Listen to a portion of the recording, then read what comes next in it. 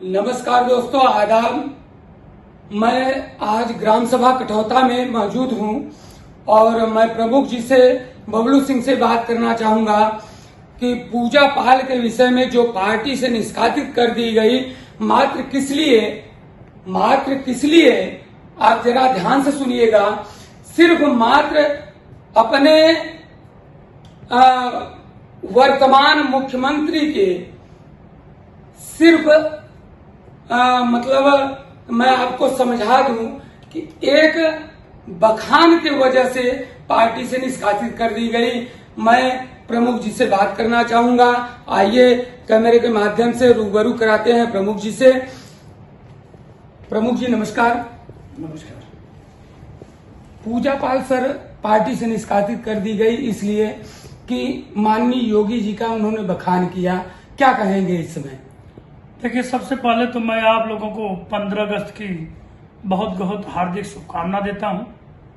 उसके बाद सदन में चल रहा, जो इस समय सदन चल रहा है, उस सदन में जो चर्चा हुई, उत्तर प्रदेश की सरकार, भारतीय जनता पार्टी की जो सरकार चल रही है, इस सरकार ने पूरे देश में, पूरे उत्तर प्रदेश में जिस तरह से काम कर रही है, वह काम इतना अच्छा कर रही है कि समाज के किसी भी वर्ग के लोगों को, किसी भी दल के लोगों का साथ अगर अन्याय हो रहा है, अपराध हो रहा है, तो उसका सरकार पूरी तरह से सहयोग कर रही है। उसी सहयोग के कड़ी में पूजा पाल समाजवादी की विधायक थी, उनका हत्या एक दुर्दांत अपराधी को द्वारा किया गया था। उसके लिए भारतीय जनता पार्टी ने जिस तरह से न्याय का काम किया, उस न्याय के काम में पूजा पाल विधायक ने सदन के चलते हुए समय में जिस तरह से माननीय योगी जी की प्रशंसा की, उनके कार्यों की प्रशंसा की, समाज के पूजा पाल ही नहीं, जो भी समाज के इस तरह के लोग हैं, उनके साथ भारतीय जनता पार्टी अच्छा ही काम करती है। इसलिए पूजा पाल का स्वागत है कि जो कम से कम उन्होंने ये बताया कि जो काम हो रहा है, जो काम अच्छा हो रहा है, उसके लिए माननीय योगी जी को प्रशंसा मिलना चाहिए। और उसके कड़ी में पूजा पाल ने यह बात बताया कि भारतीय जनता पार्टी समाज के हर वर्ग के लिए अच्छा काम कर रही है। इसके आधार पर उन्होंने माननीय योगी जी का सदन में प्रशंसा किया। निष्कासित कर दिया गया है, रोशनी वाले तो इस संबंध में क्या भारतीय जनता पार्टी क्या उन्हें कोई स्थान देना चाहेगी? समाज के लिए काम करते हैं, जो समाज में काम करते हैं और समाज में किसी के द्वारा अन्याय होता है, उसके बाद भारतीय जनता पार्टी उसके साथ रहती है और समाज में काम करने वाले लोगों को निश्चित रूप से भारतीय जनता पार्टी अपने दल में स्थान देती है और निश्चित ही भारतीय जनता पार्टी पूजा पाल के साथ न्याय करेगी। आवश्यकता पड़ने पर पार्टी में उनका सम्मान भी करेगी। कहेंगे सर? देखिए, उत्तर प्रदेश जिस तरह से काम कर रही है भारतीय जनता पार्टी, आगामी जो चुनाव आने वाला है, उस चुनाव में बहुमत ही नहीं, 2/3 बहुमत से ज्यादा सरकार बनेगी और किसी दल का कोई पता नहीं है। क्योंकि इस तरह से जैसा घटना पूजा पाल ने, पार्टी ने किया पूजा पाल के साथ, आने वाले समय में जितने अच्छे समाज में काम करने वाले हैं, स्वतः पार्टी छोड़ के चले जाएंगे। इस घटना से भारतीय जनता पार्टी की साख बढ़ रही है और इसके साथ ही आने वाला चुनाव भारतीय जनता पार्टी के बहुमत में रहेगी, बहुमत ही नहीं रहेगी, ऐतिहासिक मतों से चुनाव जीतेगी। क्या चाहेंगे सर, आगामी चुनाव को लेकर जनपद वासियों से क्या मांग है या क्या कहना चाहेंगे आप? जो एक आता है, यह हमारे देश का बहुत बड़ा पर्व है।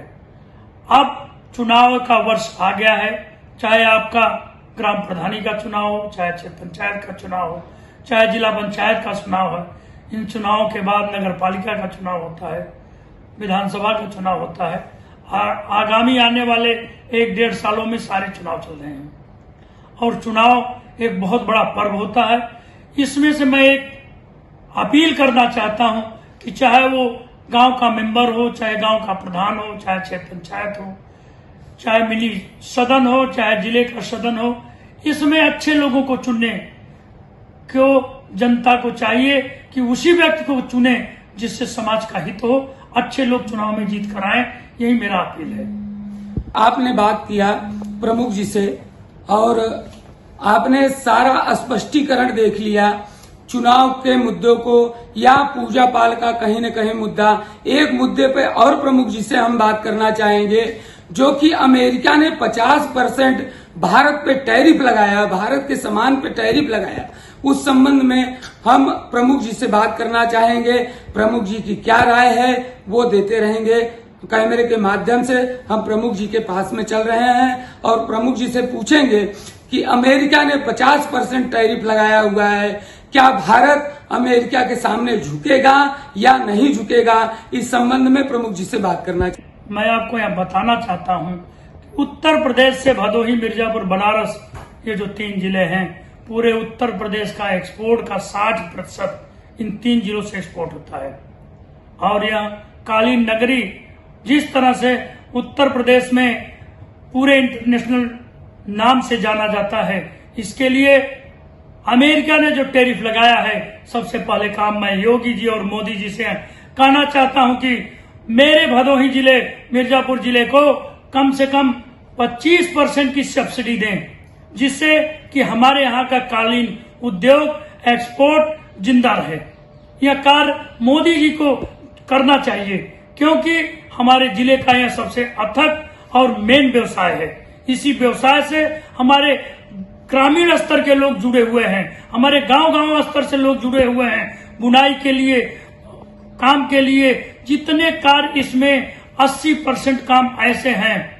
मटेरियल तो 25 से 30% में हो जाता है, 70% कार्य इसमें लेबरों का है। इससे हमारे जिले में आने वाले समय में बहुत बड़ी बेगारी होगी। इसलिए मैं उत्तर प्रदेश और भारत सरकार से, माननीय मोदी जी से यह कहना चाहता हूं कि इस टैरिफ के मुद्दे पर अमेरिका सरकार जिस तरह से टैरिफ लगा रही है, आपको देश और प्रदेश की अच्छे लोगों को जो एक्सपोर्ट कर रहे हैं, जो यहाँ के गरीब लोगों के लिए कार्य दे रहे हैं, ऐसे में कम से कम टैरिफ का 50% इनको सब्सिडी देने का काम करें। जैसे और कंट्री में कहीं लॉस होती है, कहीं पॉलिसी चेंज होता है, तो उसमें सरकार मदद करती है। तो इसमें मैं मोदी जी को, योगी जी को ये चाहता हूं कि उत्तर प्रदेश से प्रस्ताव बना के भेजें और यहाँ कारपेट सिटी के लोगों को 50% की सब्सिडी देने का काम करें। कि प्रमुख जी ने कहा 50% बढ़ोतरी करके उन बुनकरों को या उन कालीन उद्योग वालों को देना चाहिए। एक मसला और है कि अभी हम लोग माननीय प्रमुख जी से बात कर रहे थे, उन्होंने टैरिफ के विषय में, उन्होंने अन्य चर्चाओं के विषय में तमाम प्रकार की बातें रखी और मैं यह अपने चैनल के माध्यम से यह आग्रह करना चाहता हूं माननीय सूबे के प्रमुख माननीय योगी आदित्यनाथ जी से और माननीय मोदी जी से यह मैं कहना चाहूंगा कि अगर कालीन पे 50% उन्होंने टैरिफ लगाया हुआ है तो 50% आप सब्सिडी दीजिए। इसी के साथ में मिशन इंडिया टीवी के साथ में कैमरामैन विशाल शर्मा के साथ आशीष राय की खास रिपोर्ट।